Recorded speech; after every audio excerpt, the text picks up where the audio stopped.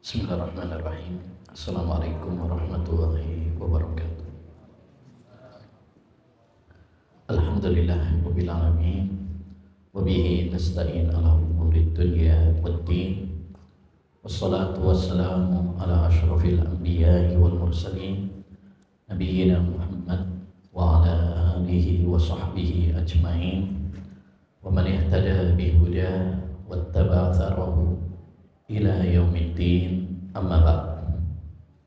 Ma'asyiral muslimin wal muslimat, ayyuhal ikhwah wal akhwat yang semoga senantiasa dirahmati dan diberkahi oleh Allah Subhanahu wa taala.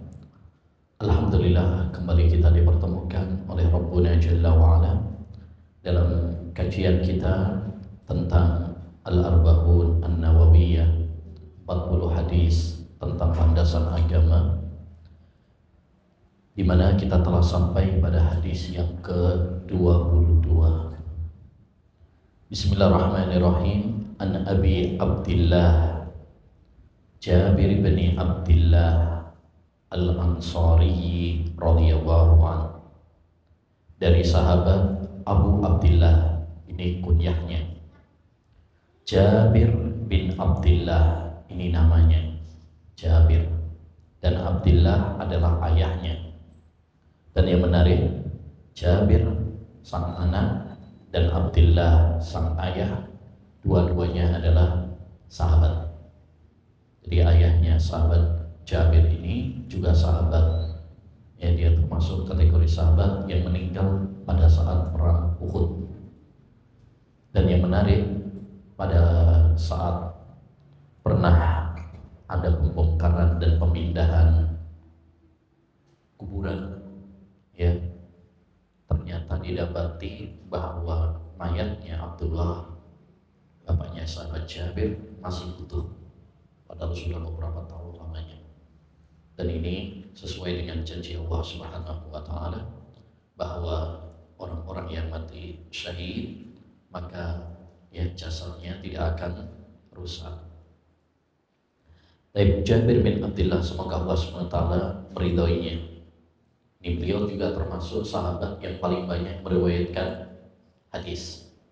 Dulu pernah kita sampaikan ada 7 sahabat yang paling banyak meriwayatkan hadis. Pertama sahabat Abu Hurairah, kemudian sahabat Abdullah bin Umar, kemudian yang ketiga sahabat Abdullah bin Abbas, yang keempat Aisyah istri Nabi alaihi salatu wassalam, kemudian yang kelima sahabat Anas bin Malik, kemudian yang keenam sahabat Jabir bin Abdillah, dan yang ketujuh adalah sahabat Abu Sa'id Al-Khudri. Dan hadis yang diriwayatkan dari sahabat Jabir kurang lebih 1540-an hadis.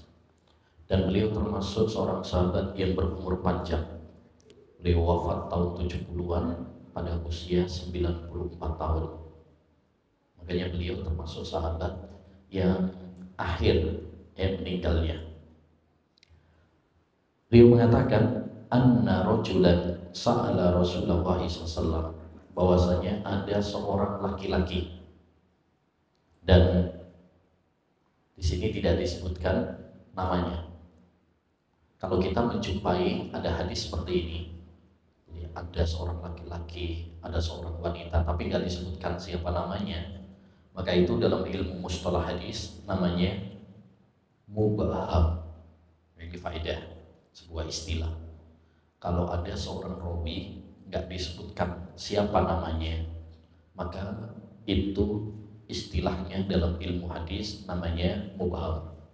Wa mubhamun ma fihi rawin lam yusam. Mubham itu adalah jika ada seorang rawi yang tidak disebutkan namanya. Dan itu jika terjadi dalam matan hadis, isi hadis, maka tidak masalah. Ya, tidak masalah, tidak mempengaruhi kesohihan suatu hadis. Bahwasanya ada seorang laki-laki sa'ala Rasulullah sallallahu alaihi wasallam faqala, ada seorang laki-laki yang bertanya kepada Rasulullah sallallahu alaihi wasallam. Maka orang tersebut mengatakan, ara'aita idza shallaitul maktubat, bagaimana menurut pendapatmu wahai Nabi jika aku sholat 5 waktu, sholat wajib, wasumtu ramadhana, dan aku puasa Ramadan, wa ahlaltul halala, dan aku menghalalkan yang halal, wa harramtul harama, dan aku haramkan yang haram, wa lam azid ala dzalika syai'a, dan aku tidak menambahi dari itu. Artinya dia mencukupkan yang wajib saja. A'adkhulul jannah, apakah aku akan masuk surga? Qala na'am, kata Nabi alaihi salatu wassalam, ya. Hadis riwayat Muslim. Jadi intinya ada seorang sahabat datang kepada Nabi SAW kemudian bertanya, wahai Rasul, gimana menurut pendapatmu kalau saya sholat 5 waktu, puasa Ramadan, saya halalkan yang halal dan saya haramkan yang haram, dan saya tidak menambahi, maksudnya mencukupkan dengan yang wajib-wajib saja, apakah aku bisa masuk surga? Qala na'am, iya. Ya, hadis ini menunjukkan kepada kita, pertama adalah semangatnya para sahabat Nabi Shallallahu Alaihi Wasallam dalam menuntut ilmu. Lihat sahabat Nabi ini, dia datang kepada Nabi SAW bertanya, ya, dan bertanya itu adalah salah satu sarana untuk mendapatkan ilmu. Sebagaimana kata Allah Subhanahu wa taala dalam surat An-Nahl ayat 43, fas'alu ahla dzikri in kuntum la ta'lamun. Ya, bertanyalah kalian kepada orang yang memiliki ilmu jika kalian tidak tahu. Oleh karenanya kita kalau tidak tahu suatu permasalahan agama, jangan malu-malu untuk bertanya. Karena bertanya adalah salah satu obat untuk menghilangkan penyakit kebodohan pada diri kita. Ala sa'alu idza lam ya'lamu fa innama shifaa'ul iyyi su'al. Kata Nabi alaihi salatu wasallam, kenapa mereka tidak bertanya kalau mereka tidak tahu? Sesungguhnya obat dari kebodohan adalah dengan bertanya. Ya, jadi ini faedah yang pertama.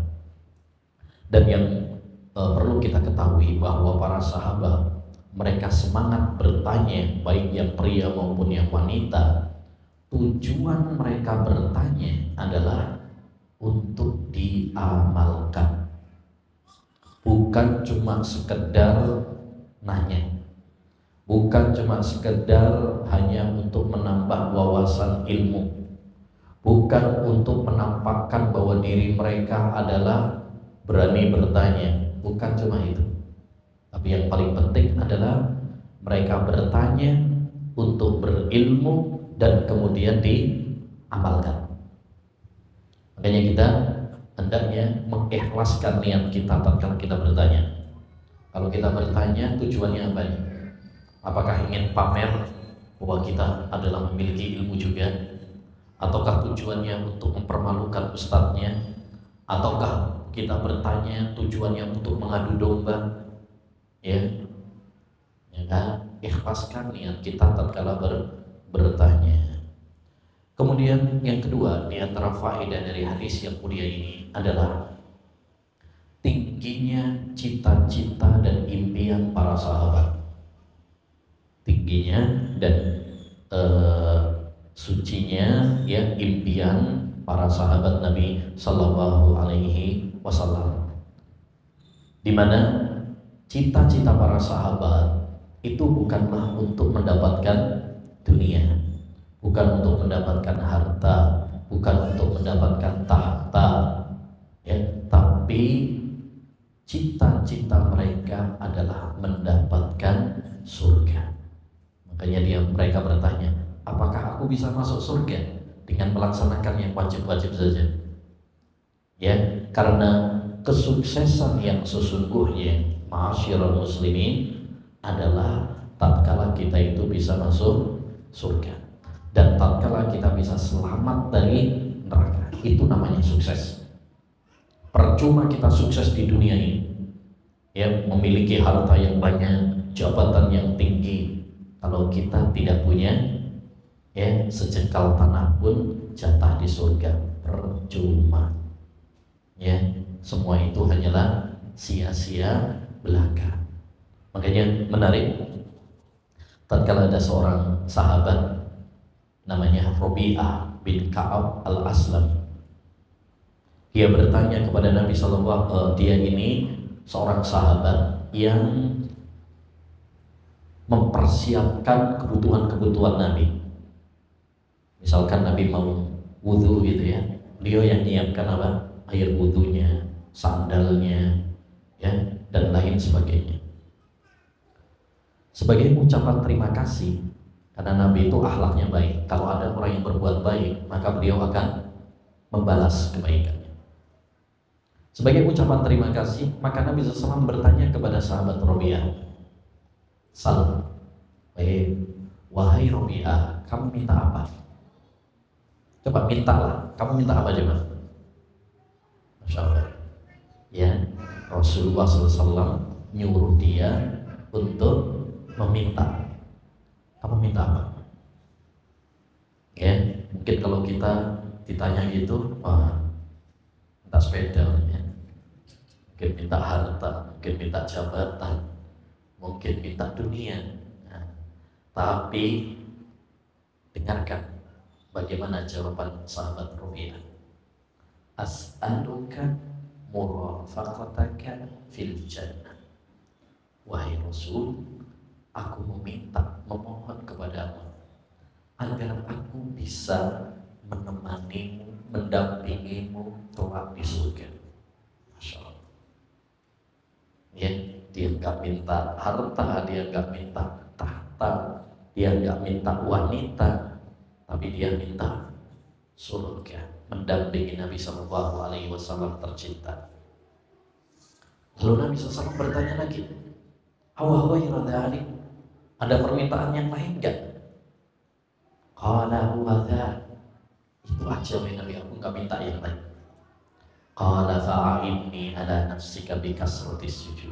Kalau begitu, ya, bantulah aku mewujudkan impianmu tersebut dengan memperbanyak sujud. Maksudnya memperbanyak sujud, memperbanyak sholat, ya, memperbanyak sholat. Oleh karenanya, ayolah ikhwah rahimani wa rahimakumullah, ini yang harus menjadi impian kita. Ini yang harus menjadi cita-cita kita bersama, yaitu menggapai surga dan selamat dari neraka. Dan ini yang perlu kita tanamkan kepada anak-anak kita. Biasanya anak-anak itu kan kalau ditanya apa cita-citamu, ya, paling dunia.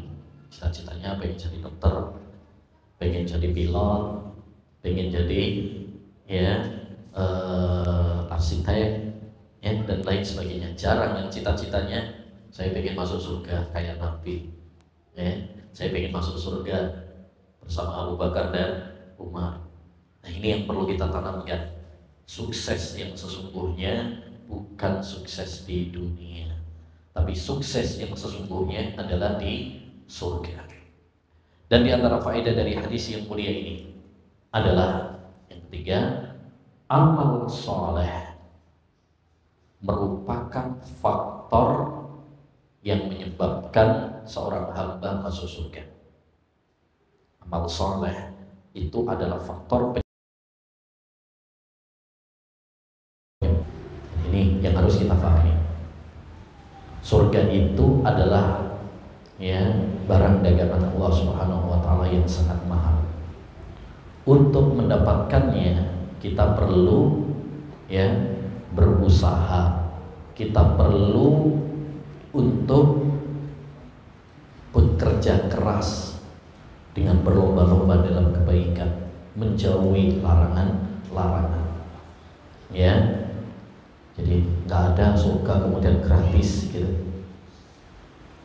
kemudian diberikan kepada orang-orang yang tidak melaksanakan perintah dan tidak menjauhi larangan-larangan. Enggak. Dan surga juga bukan barang dagangan dalam artian yang bisa kita beli hanya dengan harta kita. Tidak sepadan. Ya, makanya Nabi mengatakan ala inna sil'atallahi ghaliyah. Barang dagangan Allah itu mahal. Ala inna sil'atallahi jannah. Barang dagangan Allah itu adalah surga. Kita nggak bakalan mampu untuk membelinya. Kalau seandainya surga itu bisa dibeli oleh orang-orang kaya, ya, nggak sanggup mereka untuk membelinya. Maka membeli surga adalah dengan amal soleh, dengan iman, dengan takwa kepada Allah Subhanahu wa Ta'ala. Jadi intinya amal-amal soleh itu adalah faktor penyebab, bukan imbal balik. Bukan imbal balik. Kalau imbal balik, misalkan saya membeli misalkan air mineral ini harganya 3.000, berarti memang sepadan. Tapi amal soleh yang kita lakukan itu hanya penyebab, tapi nggak sepadan. Amal soleh kita dikit, tapi surga itu begitu mahal. Ya, makanya Nabi SAW dalam sebuah hadis pernah mengatakan, la yadkhulu ahadukumul jannah bi amali. Seorang di antara kalian itu tidak masuk surga hanya semata-mata dengan amalnya, karena nggak sebanding.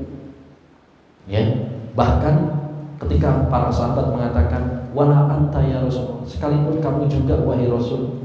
Iya, sekalipun saya. Hanya saja Allah Subhanahu wa Ta'ala menyayangi saya. Jadi ayyul ikhwan, amal saleh yang dilakukan seorang hamba itu faktor penyebab, tapi bukan sepadan dengan surga. Dan di antara faedah dari hadis yang mulia ini adalah keagungan ibadah sholat. Makanya tadi, bagaimana kalau saya menjalankan sholat 5 waktu? Ya, kayak ini menyebutkan, mengingatkan kepada kita bahwa faktor utama untuk mendapatkan surga adalah dengan menjalankan ibadah sholat. Makanya tadi dalam hadis Rabi'ah bin Ka'ab, ketika sahabat tersebut bermimpi, bercita-cita untuk masuk surga bersama Nabi, apa kata Nabi? Fa'inni ala nafsika bikasratis sujud. Bantulah aku mewujudkan impianmu tersebut dengan memperbanyak sujud. Apa maksudnya memperbanyak sujud? Memperbanyak sholat, terutama sholat 5 waktu. Maka hendaknya bagi kita sebagai seorang muslim, seorang muslimah, untuk mengagungkan ibadah sholat ini. Jangan sampai kita meremehkan, apalagi meninggalkan ibadah sholat. Ya, hati-hati. Nabi SAW pernah bersabda, al-ahdul ladzi bainana wa bainahumus shalah, faman tarakaha faqad kafar. Perjanjian antara kita dengan mereka adalah sholat.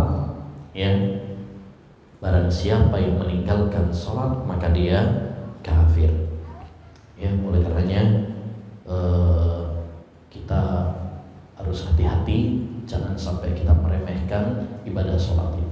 Karena ibadah sholat ini ibadah yang sangat agung. Satu-satunya ibadah yang diwajibkan oleh Allah SWT di atas langit itu sholat. Kalau ibadah-ibadah yang lain diwajibkan di atas bumi melalui perantara Jibril, tapi khusus ibadah sholat Allah wajibkan di atas langit tanpa perantara Jibril, langsung. Bahkan pertama kali diwajibkan sehari semalam berapa? 50 kali. Menunjukkan betapa cintanya Allah SWT kepada ibadah sholatnya. Tetapi karena Allah SWT sayang kepada hambanya, khawatir kalau 50 kali memberatkan, akhirnya didiskon jadi 5 kali. Itu pun masih banyak yang meninggalkannya. Apalagi pas hujan-hujan gini, banyak orang kemudian melalaikan ibadah sholat. Padahal semakin ada tantangan itu semakin besar pahalanya. Termasuk kita di musim hujan ini, saya ingatkan jangan sampai musim hujan menghalangi kita dari ibadah. Biasanya orang kalau pas musim hujan mau wudhu malas karena dingin, mau ke masjid malas karena hujan, karena dingin. Nabi SAW pernah mengatakan, ala adullukum bil kafarat, maukah aku tunjukkan kepada kalian pelebur-pelebur dosa.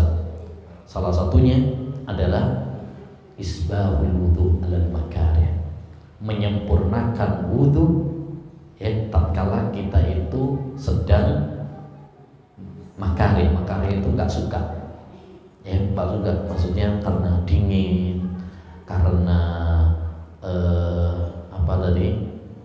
hujan dan lain sebagainya. Biasanya orang nggak suka untuk wudu, untuk sholat. Justru itu adalah amalan yang bisa menghapus dan melebur dosa-dosa kita. Nah, dan di antara faedah juga dari hadis yang mulia ini adalah keutamaan puasa Ramadan. Makanya disebutkan di dalam hadis ini, wasumtu Ramadan, aku puasa Ramadan. Ini Masya Allah, waktu begitu cepat. Sekarang tinggal berapa hari lagi? 100 hari, kayaknya udah gak nyampe 100 hari lagi. Begitu cepat. Betul kata Nabi SAW, la taqumus sa'ah hatta yataqarrabaz zaman. Tidak akan terjadi hari kiamat sampai waktu itu terasa cepat. Terasa cepat. Perasaan saya kemarin pindah ke sini itu Ramadan. Ini sudah berarti udah mau setahun aja. Kayaknya cepat banget gitu. Ini salah satu penafsiran. Salah satu penafsiran juga makna waktu begitu cepat dengan adanya transportasi modern sekarang, pesawat, apalagi kereta cepat. Saya kemarin udah nyoba, Masya Allah. Biasanya Bandung ke Tangerang itu biasanya 3 jam. Kemarin cuma 1/2 jam. Ini juga masuk dalam hadis tadi. Waktu begitu cepat.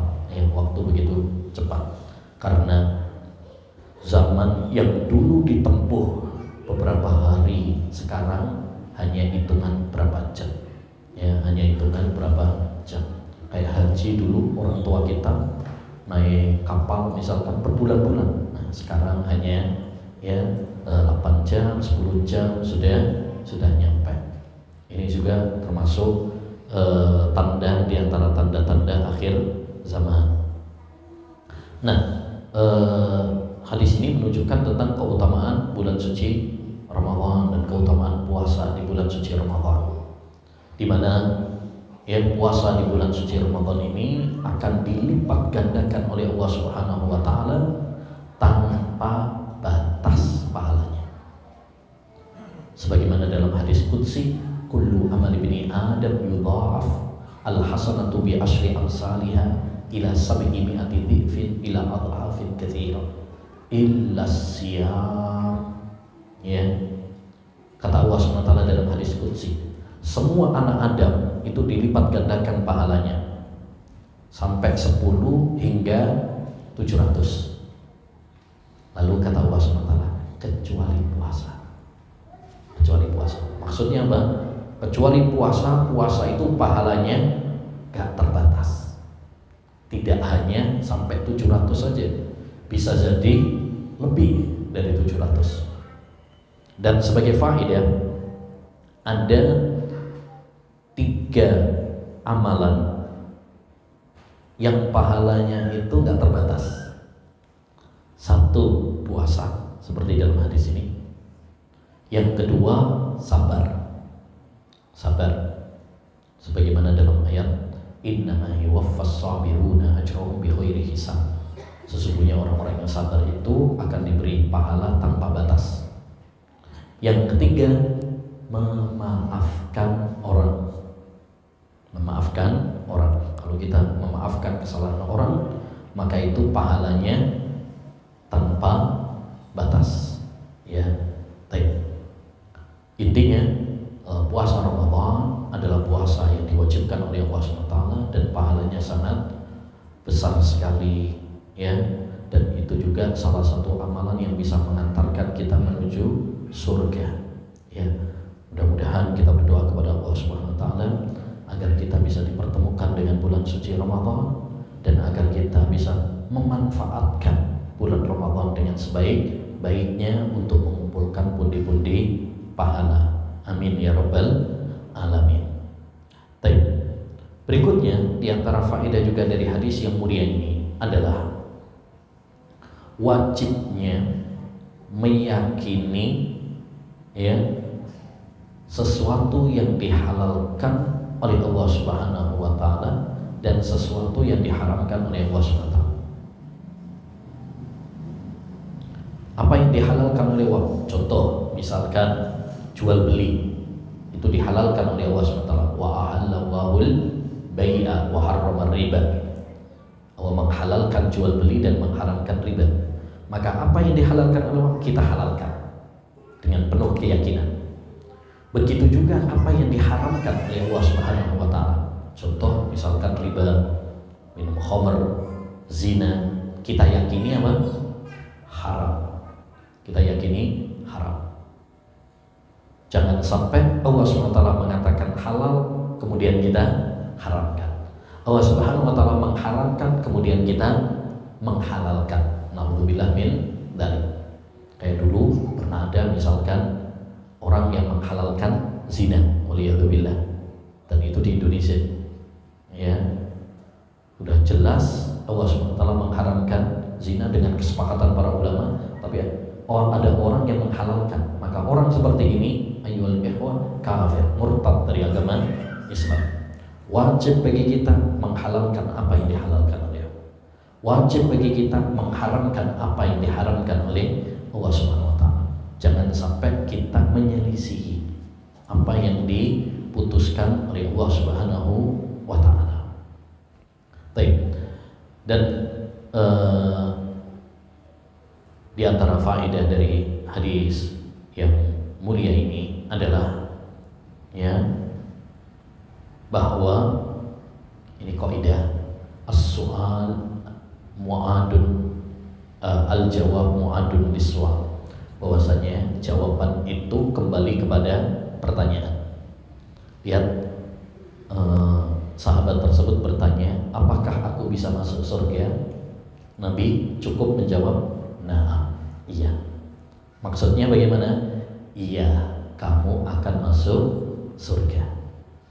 Gak perlu diteruskan, sudah difahami, sudah dimaklumi. Kenapa? Karena jawaban itu kembali kepada pertanyaan. Ya, jawaban itu kembali kepada pertanyaan. Oleh karenanya, kalau misalkan ada seorang istri misalkan bertanya kepada suaminya, apakah kamu menceraikan saya? Terus suaminya menjawab, iya. Itu sudah jatuh. Itu sudah jatuh apa? Cerai. Ya, walaupun nggak diteruskan, iya, saya menceraikan kamu. Dengan mengatakan iya, itu saja sudah apa? Sudah jatuh. Ya, dan itu pembahasannya dalam